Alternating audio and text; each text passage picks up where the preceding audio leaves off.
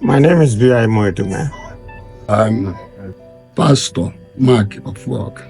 Given us the symptom that somebody can just see and say, oh, I feel leg pain or chest pain or something.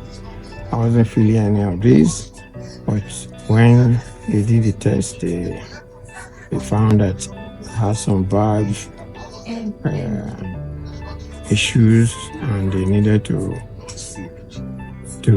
change, to do some work on the valves. During that very time, I was much restless and as if I'm dying. Oh, the surgeons, they are good.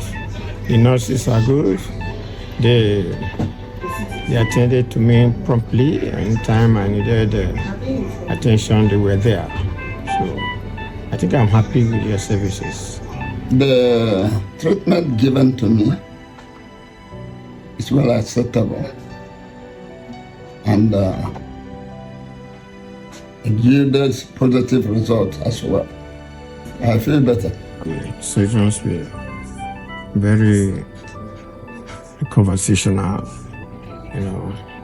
They wanted me to know every part of the procedure before they went into it, and they tried as much as possible to ensure that I don't have unnecessary fear, and I think that was very helpful.